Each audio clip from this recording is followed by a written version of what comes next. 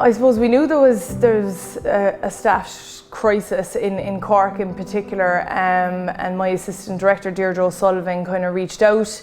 There was no reason, I don't have an underlying health condition or anything, and I was in a position to be redeployed and to help out really. So I went back to the emergency department in Cork University Hospital. I suppose it was an easy decision for me. I worked there previously. Now it was 5 years, all right, but so I knew kind of the setup, even though it's really changed. Obviously COVID, it has a drastic impact on a lot of the way services are run, but so I went back to the emergency department.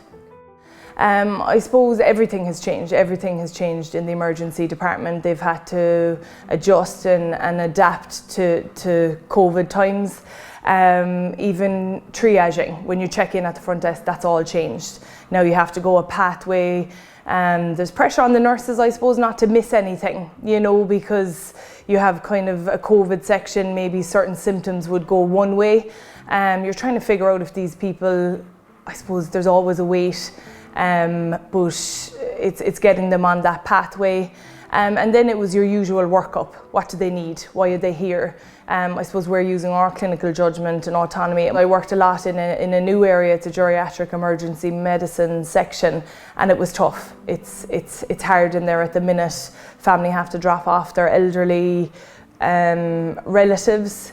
They don't know when they'll see them again, and sadly, if they'll see them again. So it was stressful. I suppose the fact that I could help, that I had clinical skills, that I could go back into that setting, helping people out, people who are stressed and burned out, helping them, maybe it stops someone from having to come in on their time off to do a bit of overtime because they are short-staffed. I suppose the good days will come again, but just at the minute we have to bide our time, we have to wear our masks, wash our hands, socially distance in every aspect, in the shopping centres, you know, or when we go in and do our shopping in the pharmacy. So we have to, even out for walks and everything, just to be mindful, and that there is people working really hard. There was flu season before this, so just to respect those people, respect the elderly, and I suppose to respect the people who unfortunately lost their life to COVID. I suppose the freedom a little bit, just meeting with family, friends. I suppose sport is a big thing. I referee a bit. I'm involved in sport, involved with teams, so even watching it, coaching it, refereeing it, everything. So there's a lot to be missed, but then there's also a lot to be thankful for as well.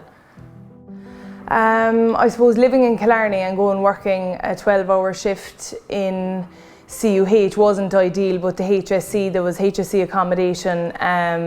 It was very easy to kind of book in for that, and they were very accommodating with me. But like that was a couple of days away, I suppose, living in a hotel room with no kind of facilities that way. So it was hard, and they were long days, long slogs kind of. So, and then it was just to stay away from home. I was very mindful that I was in an area with a high rate of COVID.